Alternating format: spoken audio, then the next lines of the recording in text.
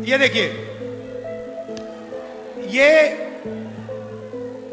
इससे आपको पूरी हरियाणा की हालत पता लग जाएगी। जैसे ही मैंने आज ये गाड़ी में जलेबी चखी, मैंने अपने बहन को सीधा मैसेज भेजा। मैंने कहा प्रियंका को जलेबी बहुत अच्छी लगती है। मुझे आमतौर से दूसरी मिठाई अच्छी लगती है, मगर जैसे मैंने ये जलेबी चखी, मैंने प्रियंका को सीधा मैसेज मारा। मैं पढ़ लेता हूं जो मेरे फोन पे है। मैंने कहा, प्रियंका, आज मैंने अपनी लाइफ में सबसे अच्छी जलेबी खाई है। कि मैंने अपनी जिंदगी में सबसे अच्छी जलेबी आज खाई है। मैं तुम्हारे लिए आज शाम एक डब्बा लाने जा रहा हूं। कि ये जो आपकी जलेबी है पूरे हिंदुस्तान में जानी चाहिए। बाकी देशों में, अमेरिका में, जापान में अलग अलग रूप लेते हुए इसको दूसरे देशों में जाना चाहिए। कि राजनीतिक लड़ाई आज हिंदुस्तान में विचारधारा की लड़ाई है। यहां पे दो विचारधाराओं की लड़ाई है। एक आरएसएस, बीजेपी, जो इसको खत्म करना चाहते हैं, जो जाति जनगणना नहीं चाहते हैं, जो रिजर्वेशन को खत्म करना चाहते हैं, और दूसरी तरफ कांग्रेस पार्टी जो इसकी रक्षा करती है। मर जाएगी मगर इसकी रक्षा करेगी। जिन्होंने आपको रिजर्वेशन दिया, जो रिजर्वेशन को 50% से आगे बढ़ाने का काम करने जा रही है, और जो जाति जनगणना का वायदा करी है और पूरा करेगी उस वायदे को। तो लड़ाई इन दोनों शक्तियों के बीच में है। और हरियाणा इस लड़ाई में, इस बड़े युद्ध में एक युद्ध है। अभी आपने मुझे जलेबी दी, कहां है जी, लाइए वो।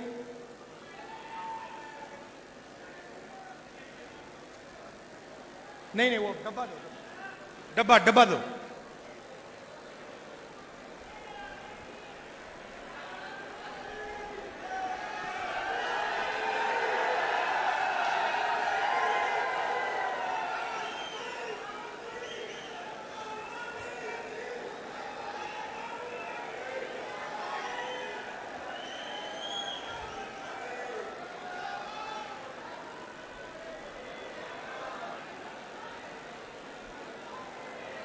सॉरी, थोड़ा टाइम लग रहा है।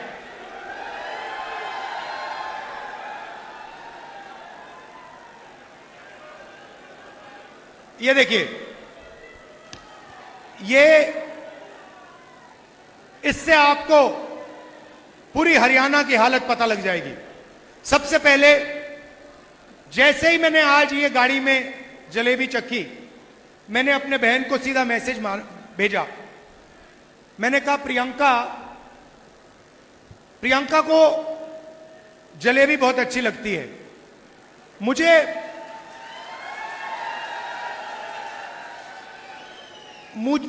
आमतौर से दूसरी मिठाई अच्छी लगती है, मगर जैसे मैंने ये जलेबी चखी, मैंने प्रियंका को सीधा मैसेज मारा। मैं पढ़ लेता हूं जो मेरे फोन पे है।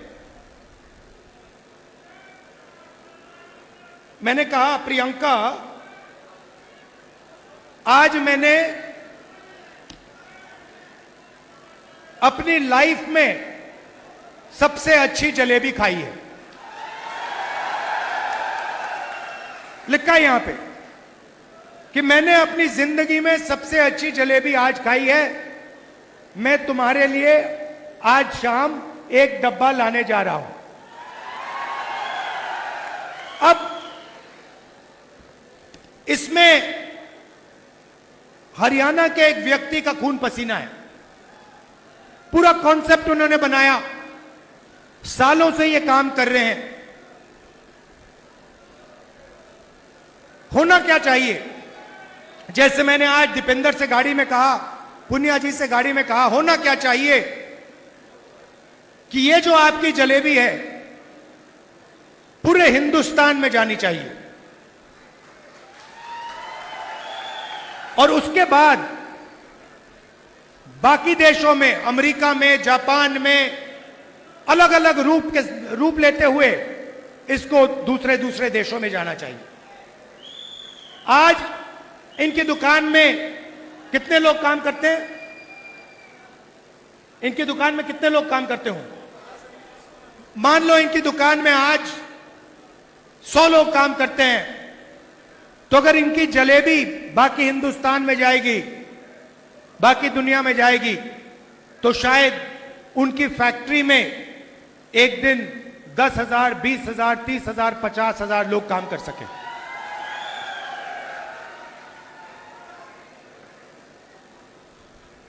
मगर उनको नरेंद्र मोदी जी ने चक्रव्यूह में फंसा रखा है। जैसे यहां पे महाभारत में, कुरुक्षेत्र में अभिमन्यु को फंसाया गया था, वैसे ही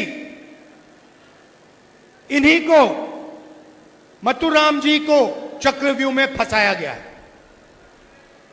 कैसे फंसाया? सबसे पहले नोटबंदी, उसके बाद गलत जीएसटी, उसके बाद अरबपतियों को, 2-3 अरबपतियों को बैंक का सारा पैसा पकड़ा दिया।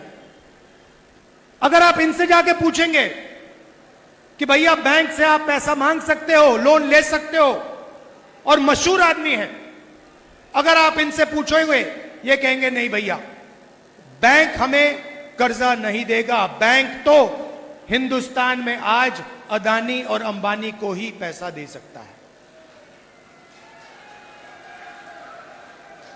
वहां नहीं बात रुकती। इनको फिरौती की कॉल आती है, बाहर देश से कॉल आती है, एक्सटॉर्शन किया जाता है, 5 लाख 10 लाख रुपए मांगे जाते हैं, डराया जाता है, धमकाया जाता है। और यह सिर्फ एक आदमी के साथ नहीं हो रहा है, यह हजारों लाखों लोगों के साथ हरियाणा में किया जा रहा है। नरेंद्र मोदी जी ने और आपकी सरकार ने हरियाणा को बेरोजगारी का सेंटर बना दिया है। हरियाणा में अगर कोई रोजगार चाहता है उसे नहीं मिल सकता। मैं अभी गया, अमेरिका गया, डैलस गया, डैलस में हमें फोन कॉल आता है, कहते हैं राहुल जी हम आपसे मिलना चाहते हैं। कौन हो आप? हम हरियाणा के युवा हैं। सॉरी, मुझे अभी बताया गया मथुराम जी को 2 करोड़ रुपए की फिरौती की कॉल आई थी। तो डैलस गया, डैलस में मुझे कहते हैं भैया हम आपसे मिलना चाहते हैं।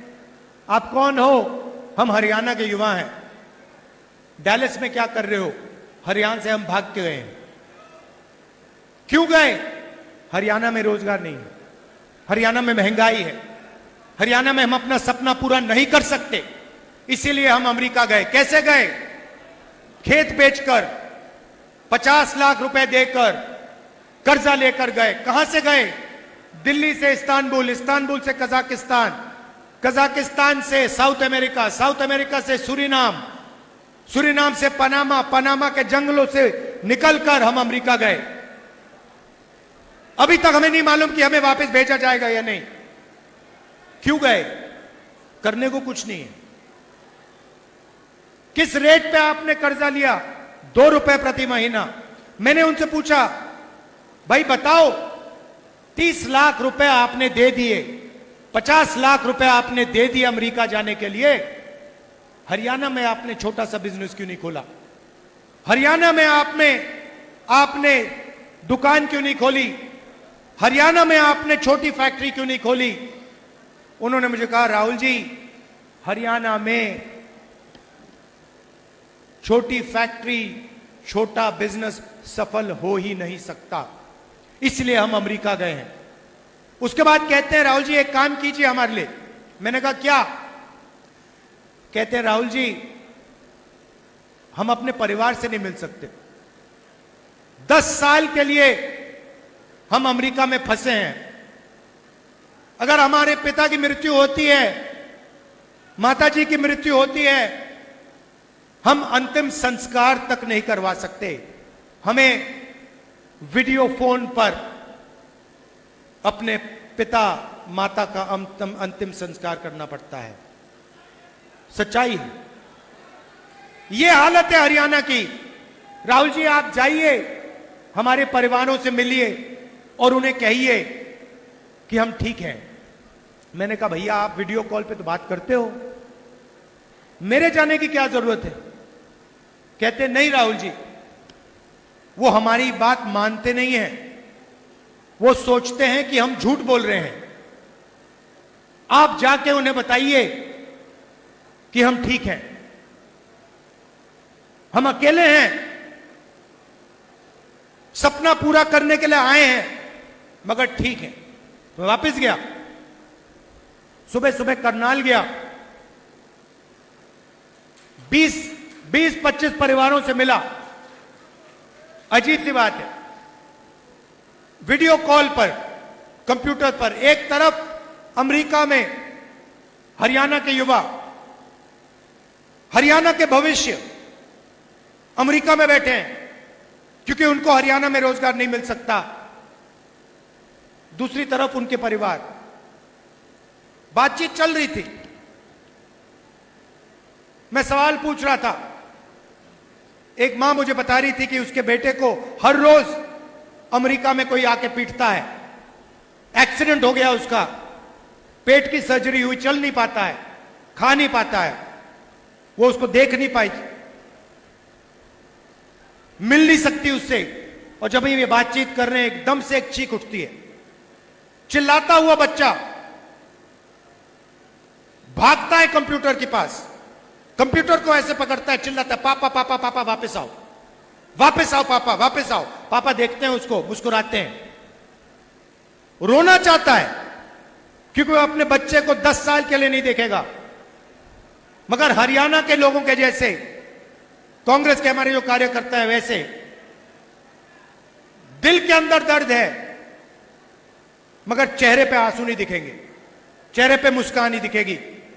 वैसे ही वो युवा रोते हुए बच्चे को कहता है, बेटा घबराओ मत, सब कुछ ठीक है, वापस आ जाऊंगा।